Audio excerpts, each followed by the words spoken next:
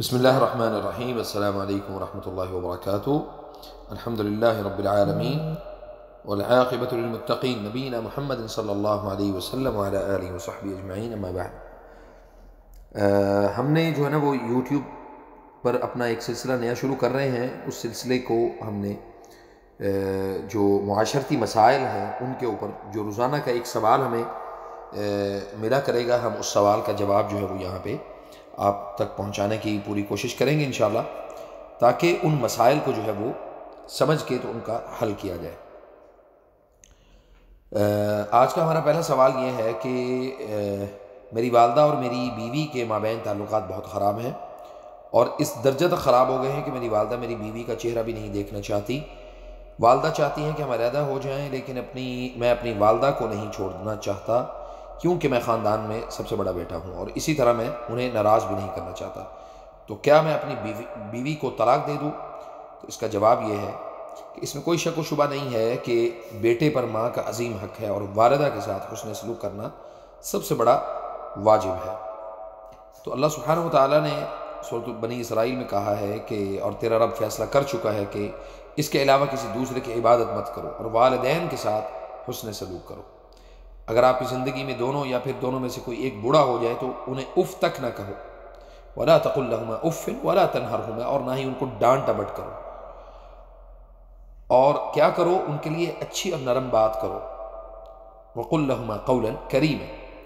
تو اللہ سبحانہ وتعالیٰ نے ان دونوں یعنی والدین کے علاوہ دوسروں کے ساتھ بھی حسن سلوک کا حکم دیا ہے، جن کے ساتھ حسن سلوک کرنا واجب ہے.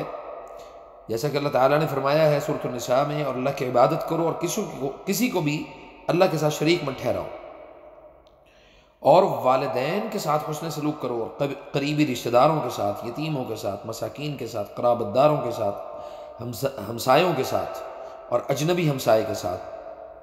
تو یہ ساری یہ تو قرآن کریم کی جو دلیل ہے وہ یہ ہے. اور نبی کریم صلی اللہ علیہ وسلم نے ہر حقدار کو اس کا حق دینے کا حکم دیا ہے. چنانچہ والدین کا خاص اور یعنی جو ان کا حق ہے، خاص کر سب لوگوں کے حقوق پر وہ مقدم رہے گا والدین کا حق جو ہے.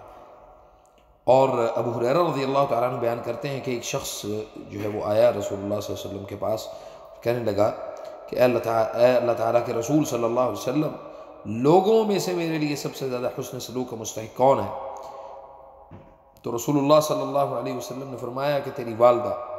اس شخص نے پھر دوبارہ پوچھا، پھر نبی صلی اللہ علیہ وسلم نے کہا کہ تیری والدہ. اس نے پھر پوچھا، پھر کون؟ نبی صلی اللہ علیہ وسلم نے فرمایا کہ تیری والدہ. اس شخص نے عرض کیا پھر کون؟ تو نبی صلی اللہ علیہ وسلم نے چوتھے نمبر پہ کہا کہ تیرا والد. صحیح بخاری صحیح مسلم یہ حدیث ہے.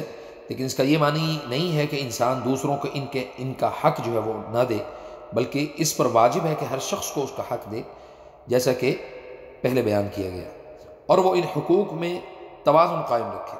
اس میں حسب استطاعت ان مصالح کو جمع کرے جن کی وہ قدرت رکھتا ہو، اور پھر اپنے گھر کو چلانے میں حکمت سے کام لے اور اچھے طریقے سے معاملات کو مکمل کرے. اسی طرح دوسرا جو ہے وہ یہ ہے کہ ساس اور بہو کے مابین اس قسم کی مشکلات عام اور تکرار سے ہو جاتی ہیں. چھوٹی چھوٹی بات پر جو ہے نا وہ لڑائی جھگڑا ہو جاتا ہے، اور یہ نئی چیز نہیں ہے بلکہ بہت یعنی قدیم یہ چیزیں چلتی آ رہی ہیں.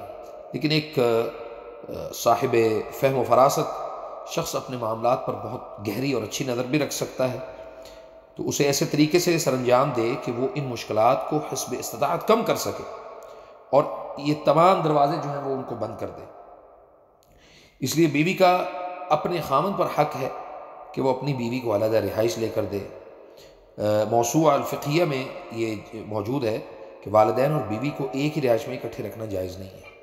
اور اسی طرح دوسرے رشتہ داروں کو بھی اس لیے بیوی کو حق حاصل ہے کہ ساس اور سسر میں سے کسی ایک کے ساتھ رہنے سے انکار کر سکتی ہے، کیونکہ بیوی کے لیے مستقل اور علیحدہ رہائش، اور وہ اپنے آپ اور اپنے مال اور اپنے حقوق پر پرامن اسی وقت رہ سکتی ہے جب اس کو ایک الگ سے رہائش کا بندوبست کر کے دے دیا جائے.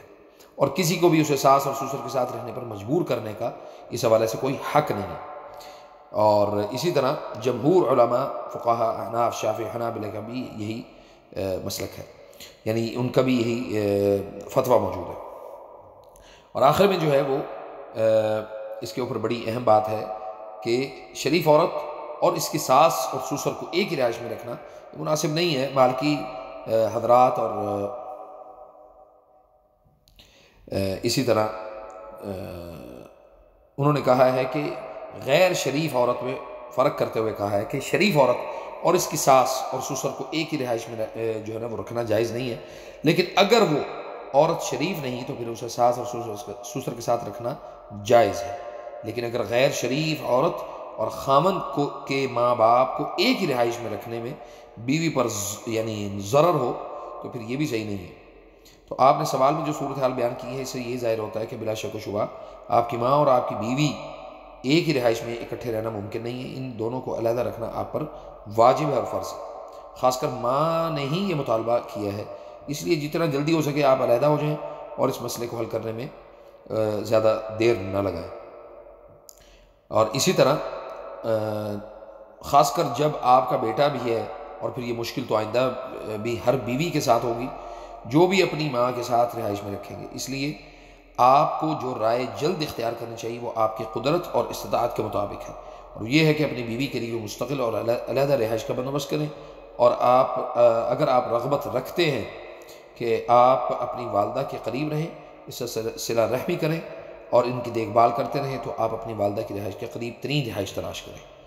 جزاکم اللہ خیر۔